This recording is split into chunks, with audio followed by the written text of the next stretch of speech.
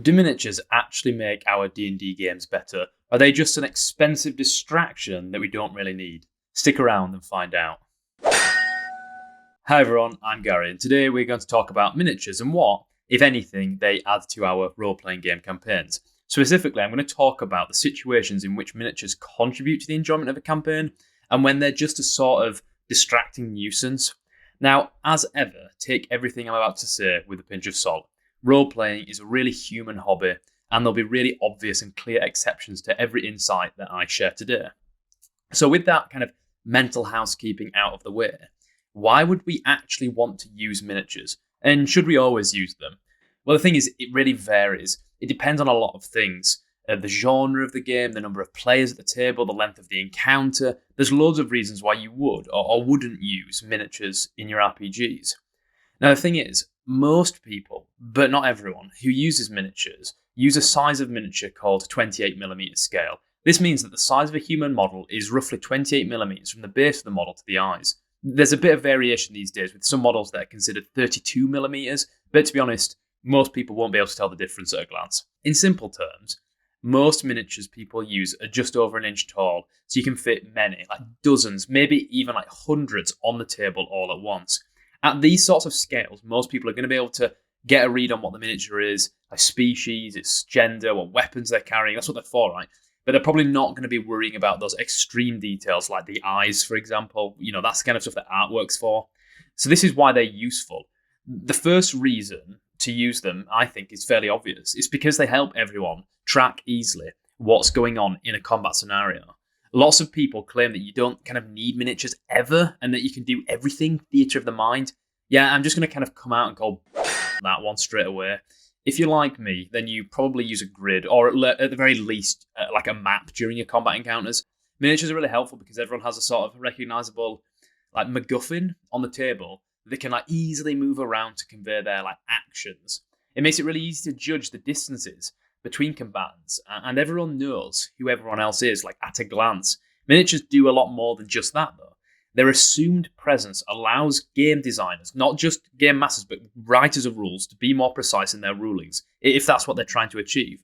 Most of 5e's abilities run off a 5-foot unit of measurement. Character abilities, such as special attacks or spells, are measured in multiples of 5 feet. You never get spells, like Magic Missile with a range of 22.5 feet. It's always divisible by 5.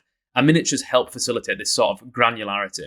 In 4e, they dispense with this kind of naturalistic language entirely and just use squares as the unit of measurement, where a square was a 5-foot by 5-foot area. People didn't like the move to those sorts of gamist terms, so they switched back, but it's basically the same thing even now in 5e.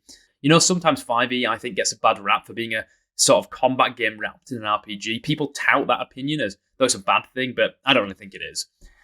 But I think a good sort of litmus test as to whether a game is really about combat or not is to look at the granularity of its measuring system. If it's in 5 feet or however much else an average player character takes up, then it's probably more of a combat game than not.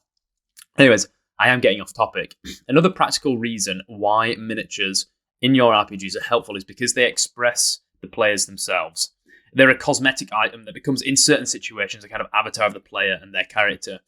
I usually, after a session or two into a campaign, look into getting my players miniatures for their new characters.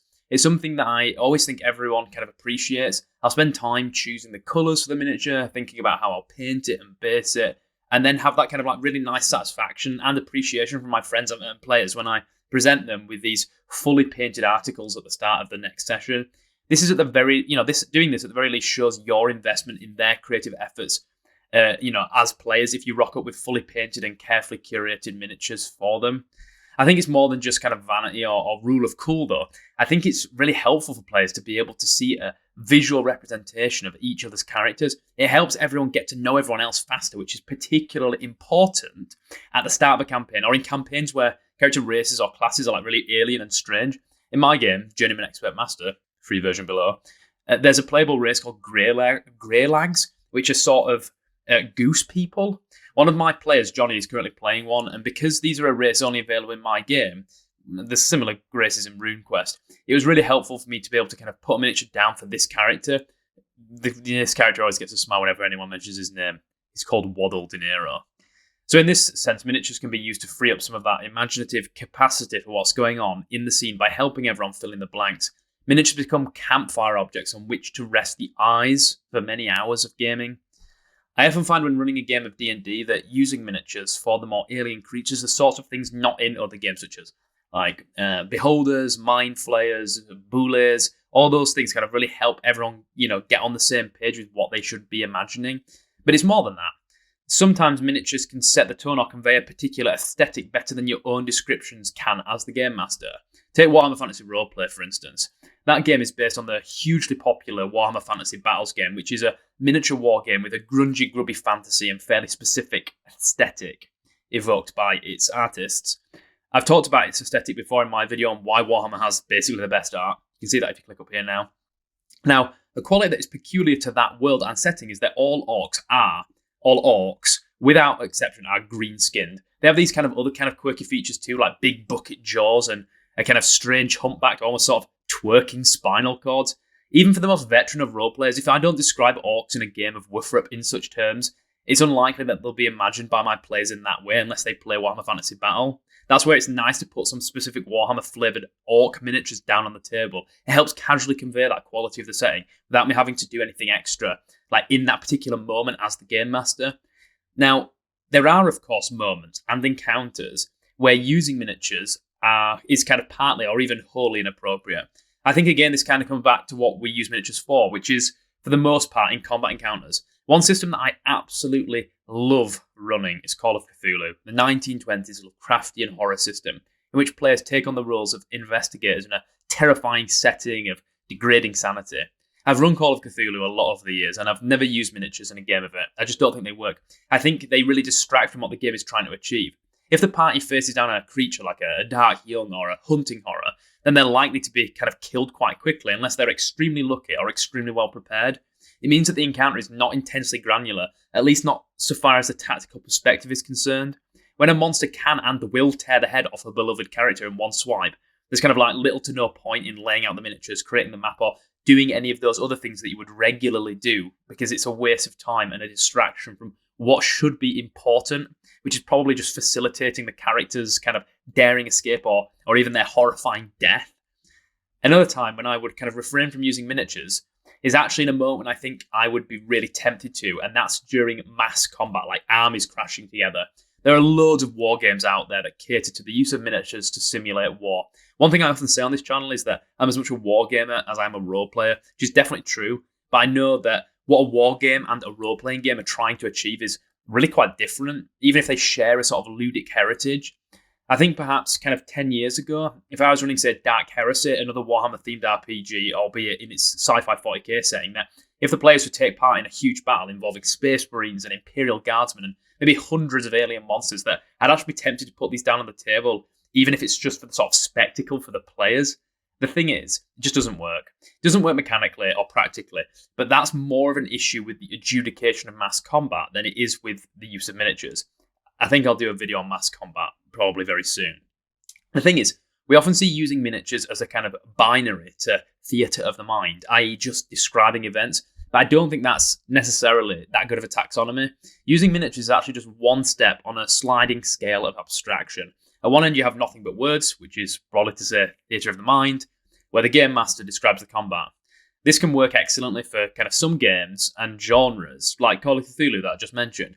But then as we move along the scale of abstraction towards the concrete and tangible, we start to introduce things like maps, and then generic coloured tokens. Soon enough we're miniatures for player characters, and then miniatures for everything, including the monsters, before eventually reaching a point where we're laying out fully scenic encounters, supported by handcrafted terrain pieces which perfectly represent everything on the battlefield.